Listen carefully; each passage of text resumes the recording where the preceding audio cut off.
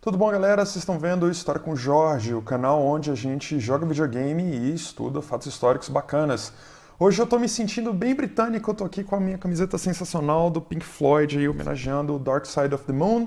E eu acho que por causa dessa coisa de britânicos, eu resolvi relembrar um pouquinho do Assassin's Creed Origins. Ele foi lançado em outubro, eu acho, finalzinho de outubro de 2015 pela Ubisoft. E é um jogo que eu esperei por muito tempo por causa do envolvimento do Assassin's Creed com a Segunda Revolução Industrial. Então a gente já teve desde o AC1 lá, a gente teve Templários, né? A gente teve a Primeira Cruzada, 1096, depois rolou o Renascimento com aquela trilogia do Ezio, Piratas no Black Flag, no Assassin's Creed 3 a gente tem o Connor e aquele lance da independência dos Estados Unidos. E aí, enfim, a coisa veio caminhando, finalmente chegamos na Segunda Revolução Industrial. Eu tenho outros sonhos aí que um dia, quem sabe, vou ver um Assassin's Creed, por exemplo, na Revolução Russa. Acho que seria do caramba. Mas enfim, tamo aí. Segunda Revolução Industrial. Algumas coisas legais que a gente vai discutir aqui é a presença de vários personagens históricos dentro do jogo. Então, gente que existiu de verdade, que visitou a Londres do século XIX. O jogo se passa em 1868. E eu acho que vale a pena a gente dar uma aprofundada, olhar isso com calma. Esse é o primeiro vídeo. No segundo a gente vai conversar um pouquinho sobre Jack o Estripador, Jumping Jack Flash e outros personagens meio mitológicos ou meio folclóricos aí de Londres e especialmente do distrito de Whitechapel, que vai ser a região que está passando pelos maiores problemas sociais e pelo abismo social mais marcadamente, beleza? Então, aperta o seu cinto aí, se segura na cadeira e partiu a aula de história!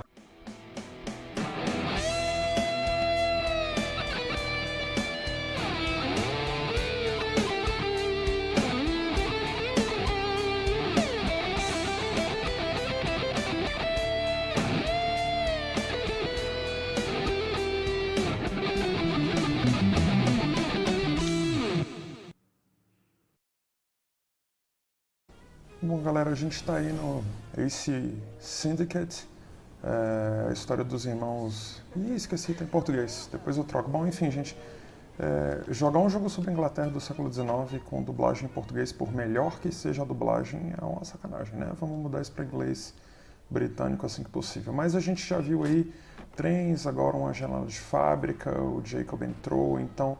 A gente está muito claramente aí na Segunda Revolução Industrial. A gente já vê de cara em um acidente de trabalho, o patrão, enfim.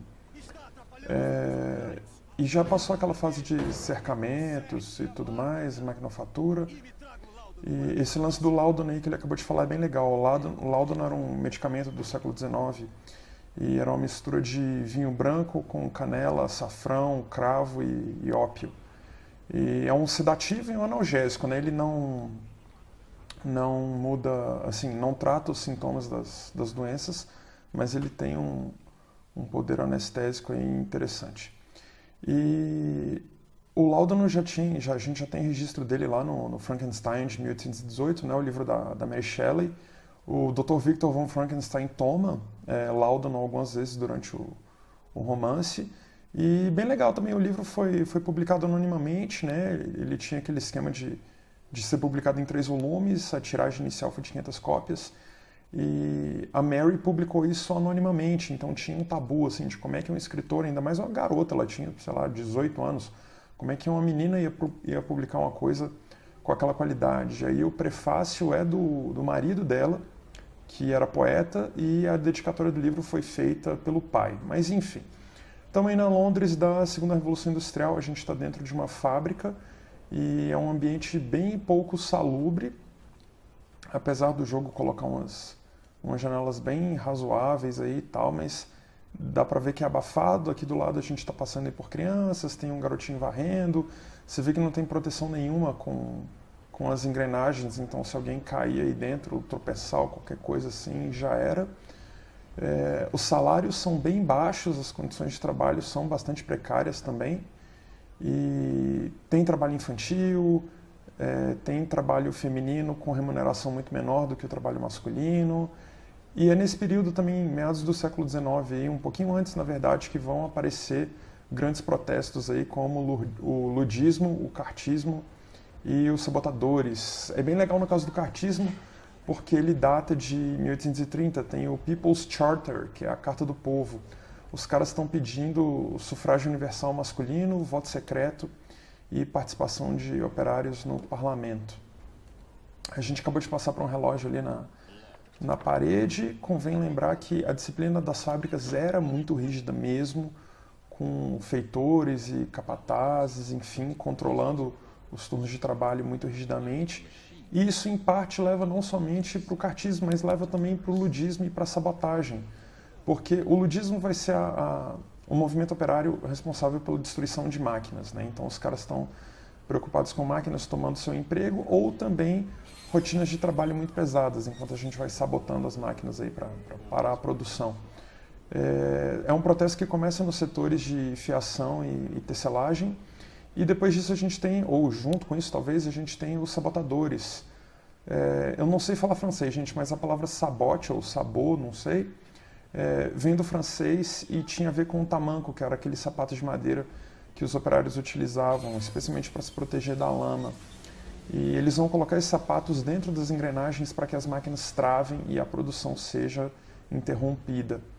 Né? Então tem essas questões todas de século XIX flutuando aí. Essas fábricas vão funcionar, na maioria das vezes, 24 horas por dia. Os turnos de trabalho são bem longos mesmo, com alguns operários fazendo 2 jornadas para poder juntar dinheiro, conseguir pagar as contas, ou enfim. Chegou o capataz aí. E aí, assim, gente, típico Assassin's Creed agora. A gente faz o assassinato aéreo lá e acaba com a vida do cara para poder seguir a história. Bom, as fábricas vão funcionar. Agora tem uma batalha aqui contra os capangas do Rupert Ferris, que, enfim, dentro da história aí é um templário. Bem legal, enquanto eu vou jogando aqui a luta, é que no Assassin's Syndicate é bem comum que o Jacob e a Eve não usem armas. Na maioria das vezes eles vão usar armas brancas. Lá pelas tantas você acaba conseguindo uma pistola e tal, mas o Assassin's Creed sempre foi uma coisa muito com espadas, sempre foi muito... O bailado das lutas sempre foi em torno das espadas, mas aqui ele é bem, sabe, do corpo a corpo mesmo, com o soco, o chute, enfim. Você agarra as pessoas, joga pra lá, joga pra cá, ele é mais voltado para esse tipo de combate. Bom, enquanto eu vou jogando aqui, algumas outras coisas interessantes. Os personagens do jogo são absolutamente de 15 anos, assim, dá para sentir a Ubisoft lendo muito Charles Dickens, que é um autor britânico classicão do século XIX. Por um lado, isso é muito legal porque captura muito bem o espírito da época, o Dickens sabia fazer isso muito bem.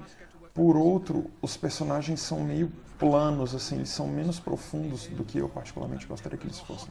Então, falando em chaminés aí, Dickens está aí aquela Londres bem típica do Dickens, do Conto de Natal, sabe?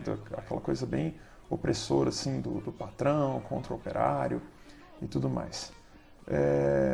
Falando em poluição, só fazer o parêntese aqui enquanto eu vou escalando e fazendo as coisas aí pela cidade.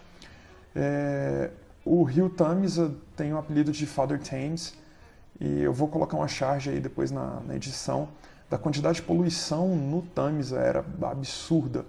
E aí tem a chargezinha do Tamisa trazendo a escrófula, que é uma infecção nos gânglios linfáticos, a cólera, que é um tipo de infecção intestinal, e a difteria, que é uma de nariz e garganta. Tudo isso trazido por bactérias. O Dickens aparece e outros caras também. Aparece o Marx, que é o autor lá do Manifesto Comunista de 1848.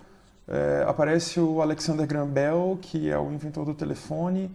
E, aliás, um parênteses rápido aqui, o Dom Pedro II é um dos primeiros caras a falar com o Graham Bell no telefone na Feira Mundial da Filadélfia, se eu não me engano, centenário da independência dos Estados Unidos, então 1876.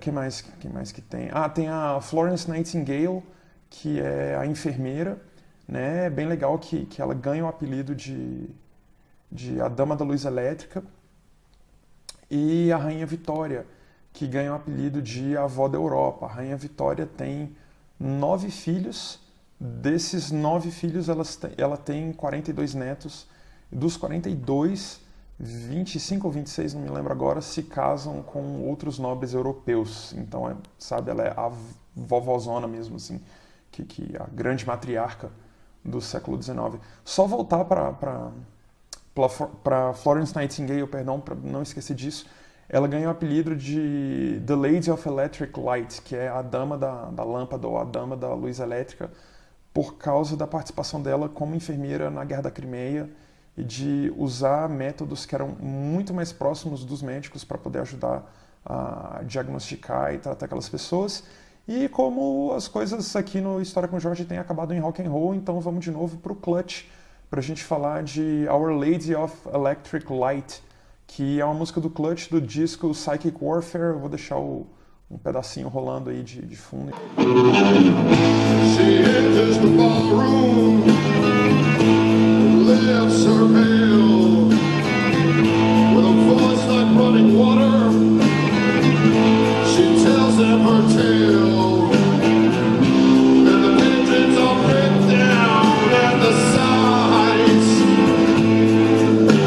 standing in the presence of Our Lady of Electric Light.